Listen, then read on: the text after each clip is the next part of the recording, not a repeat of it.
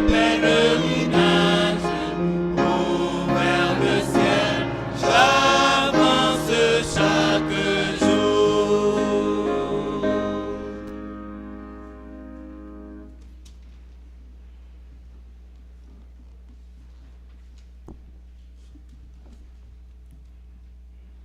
Chers visiteurs, chers membres d'église, bonjour et bon sabbat.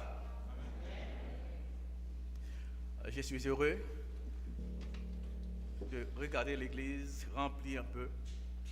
Pas comme nous aimerions voulu, mais c'est quand même pas mal. Béni soit l'Éternel pour cela. Il y a un pasteur qui est venu à Saint-Léonard qui a raconté un jeu de mots. Et il a dit, mais ça c'est possible simplement en anglais. Il a dit les mots péché. En anglais c'est dit sin. 3 lettres. S-I-N. Et il a dit, au milieu du mot sin, il y a le mot I. Il y a la lettre I. En anglais, ça se dit I. I, qui veut dire je, moi. Donc, si nous faisons un petit peu d'analyse, nous pourrons dire que le je, ou le moi, est juste au milieu du mot péché. Prions le Seigneur. Adorable Père Céleste, tu es là au milieu de nous pour nous bénir et aussi pour nous parler. Parle-nous s'il te plaît, fais-nous entendre et comprendre ta voix. En Jésus ton Fils nous prions. Amen.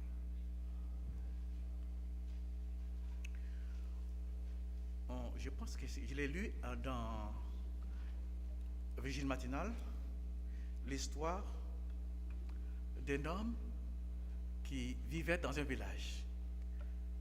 Les gens faisaient un concours pour savoir quel est l'homme le plus humble du village. Et on a trouvé un homme simple. On a dit, oui, cet homme-là, c'est lui le plus humble du village.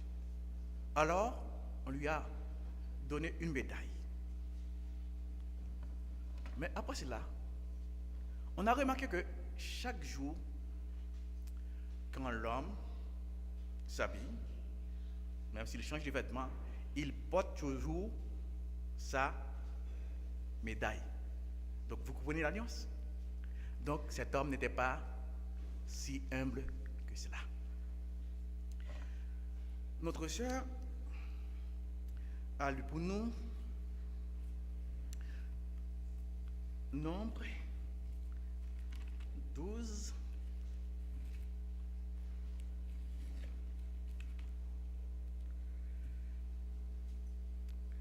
Les versets 1 à 3. Marie et Aaron parlèrent contre Moïse au sujet de la femme éthiopienne qu'il avait prise, car il avait pris une femme éthiopienne. Ils dirent, est-ce seulement par Moïse que l'Éternel parle? N'est-ce pas aussi par nous qu'il parle? J'aimerais que vous souligniez pour moi ces versets. Est-ce seulement par Moïse que l'Éternel parle? N'est-ce pas aussi par nous qu'il parle? Et l'Éternel l'entendit. Or Moïse, on souligne aussi ces mots, or Moïse était un homme fort patient, plus qu'aucun homme sur la face de la terre. Les mots ici qu'on traduit par patient, c'est de préférence le mot humble. Dans la version Semeur, c'est dit le Moïse était l'homme le plus humble sur la surface de la terre. Dans cette Bible-là, c'est la version le second, c'est les mêmes mots, c'est dit patient, mais John MacArthur a fait un commentaire. Il a dit patient, ou plutôt humble. On s'appuie souvent sur ce verset pour argumenter que Moïse n'a pu écrire le livre des Nombres il ne serait pas ainsi vanté de son humilité. Donc, dans son commentaire, on voit que c'est les mots humbles au lieu des mots patients. Moïse est l'homme le plus patient. Et nous allons lire dans Nombre 20,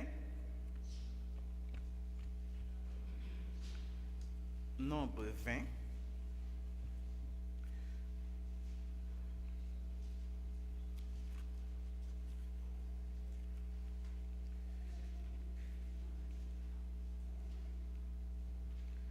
les versets 7 à 10. L'Éternel parla à Moïse et dit, prends la verge et convoque l'assemblée, toi et ton frère Aaron. Vous parlerez en leur présence au rocher, et il donnera ses eaux. Tu feras sortir pour eux de l'eau du rocher, et tu abreuveras l'assemblée et leur bétail. Moïse prit la verge qui était devant l'Éternel, comme l'Éternel le lui avait ordonné. Moïse et Aaron convoquèrent l'assemblée en face du rocher. Et Moïse leur dit, soulignez pour moi ces mots, écoutez donc, rebelles, est-ce de ce rocher que nous vous ferons sortir de l'eau?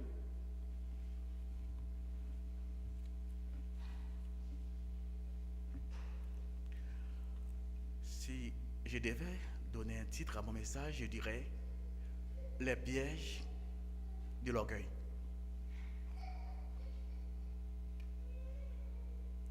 L'orgueil, quand il est affiché comme dans Daniel 4, verset 30-32, Daniel 4, verset 30-32,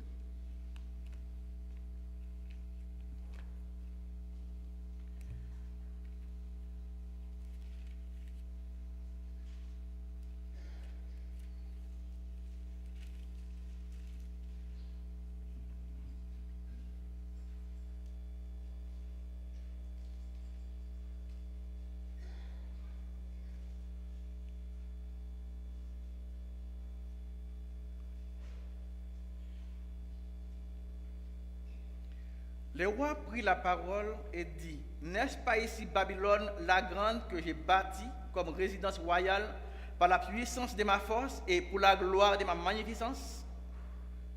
La parole était encore dans la bouche du roi qu'une voix descendit du ciel, apprends roi Nebuchadnezzar qu'on va t'enlever le royaume.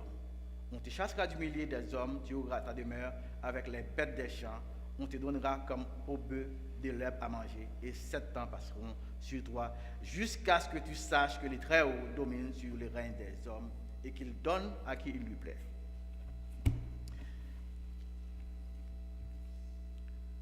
Oui, l'orgueil, quand c'est clair comme nous venons de lire, c'est facile de se repentir. Et Nebuchadnezzar l'a fait. Mais l'orgueil est très subtil.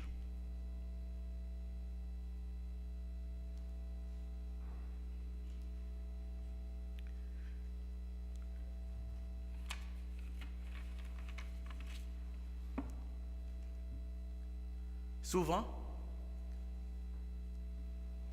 on entend ces mots de chez nous. Tant que 10 livres t'est pas tombé sur les épaules moi, m'bab jamais pardonner.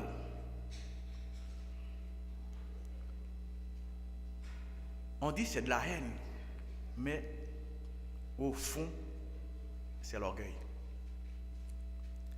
Certaines personnes ne diraient pas cela.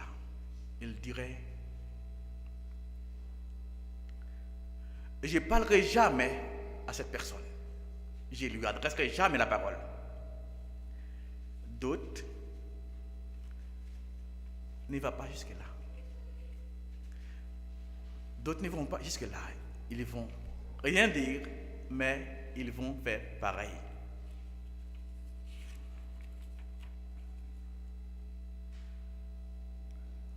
Le plus dangereux, l'orgueil le plus dangereux, est celui qui est caché sous la peau de l'humilité. Car l'orgueil nous pousse à nous croire plus intelligents et plus sages que les autres.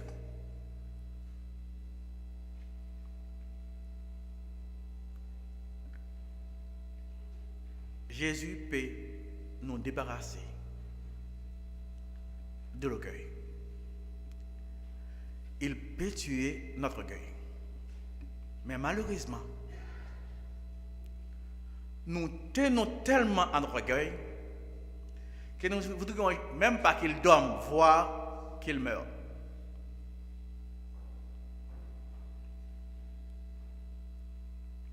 J'aimerais que nous chantions le chant trouvé au numéro 284.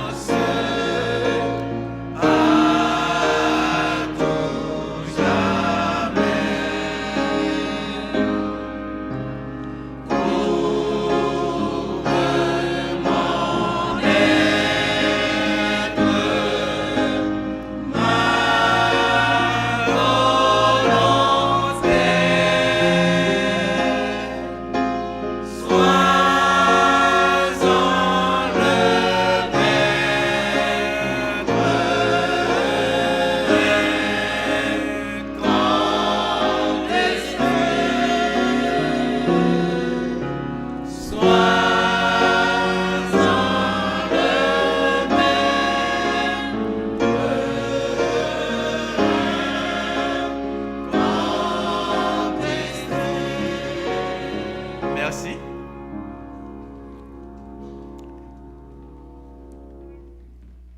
Par ta puissance, Jésus, courbez notre être.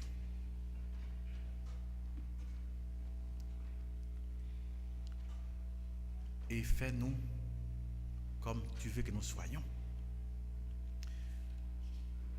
Nous avons vu que Moïse était l'homme le plus patient sur la surface de la terre. Quand Dieu a dit à Moïse de parler au rocher, et Moïse a dit au peuple, est-ce de ce rocher que nous faisons sortir de l'eau? Il n'a pas dit que Dieu, mais il a dit nous, ce qui veut dire Aaron et lui. Comment comprendre Moïse, l'homme le plus humble du monde, se glorifie de quelque chose que Dieu lui-même allait faire? Donc, le moi, l'orgueil, est très subtil. Nous devons faire très attention. Souvent, nous nous croyons être humbles. Nous le disons. Et les autres les croient. C'est ça le piège. C'est quand les autres les croient. Alors nous, on est réconforté. On est humble. Jésus a dit, en parlant de deux personnes qui allaient au temple pour prier, un pharisien, un publicain. Il a dit, le pharisien a dit, oh Dieu, je te rends grâce dès ce que je ne vais pas continuer avec tout ce qu'il a dit, mais je voudrais rester à ces mots. Je te rends grâce. À qui il a donné gloire ici? À Dieu. Il a rendu grâce, il a donné gloire à Dieu de ce que Dieu a fait, ce qu'il a fait, ce qu'il est. Et pourtant, Jésus a dit de cet homme, il est rentré chez lui sans être justifié. Pourquoi? L'orgueil, les moi, comme j'ai dit, est très subtil. Il parle de Dieu, mais au fond, c'est lui qui voulait s'inventer. Nous devons faire très attention. Souvent, nous agissons comme cet homme.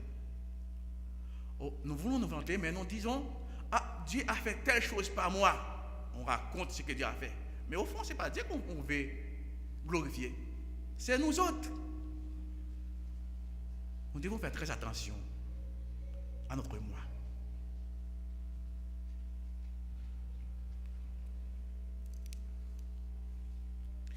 L'orgueil fausse le jugement.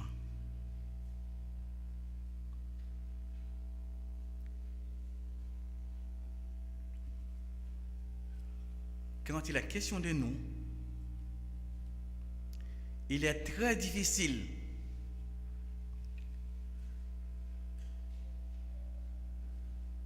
de comprendre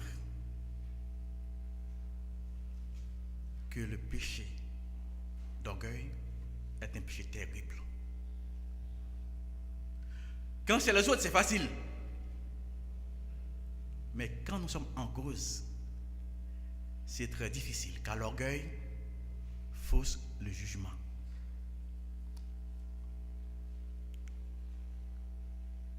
L'orgueil pousse à se venger.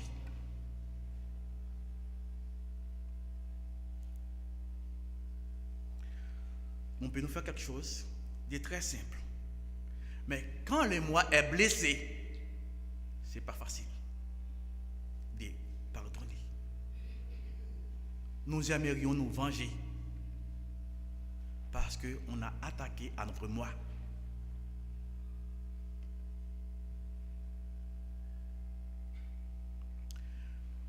Quand vous voyez que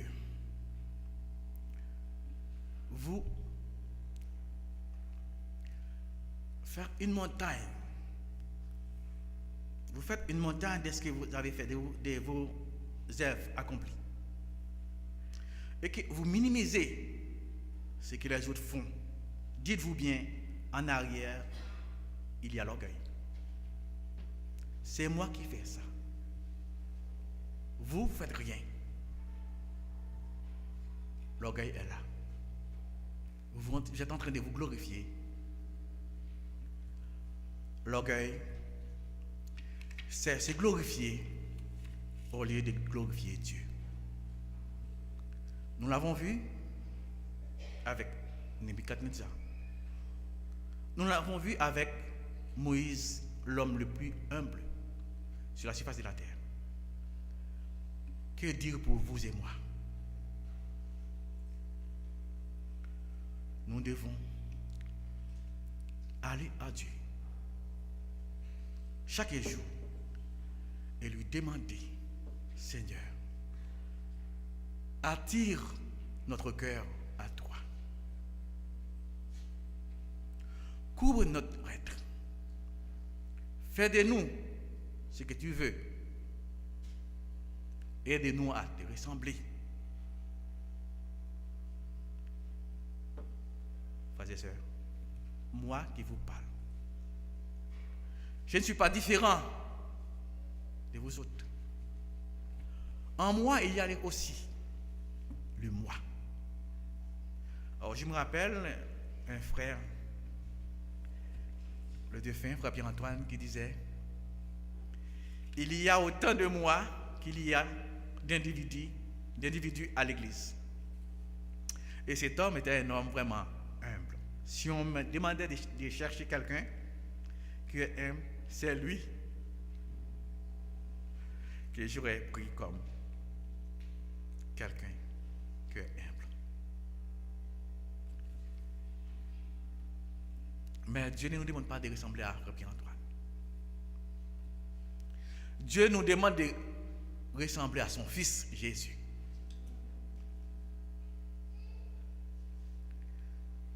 Les moi peuvent nous empêcher d'y arriver. Mais à Jésus, rien n'est impossible. Aujourd'hui, c'est une journée spéciale. À 4h, Frère Cossel l'a dit, 4h30, il y aura la Sainte Seine. C'est le moment pour nous de nous examiner, de voir où nous en sommes. Ne laissons pas notre moi gâcher tout. Ne laissons pas notre moi nous faire perdre la vie éternelle. Il est très subtil l'orgueil, mais Jésus peut tout. Allons à lui et il fera ce qui est nécessaire pour nous, car son vœu, c'est que nous soyons sauvés. C'est ma prière pour vous et pour moi.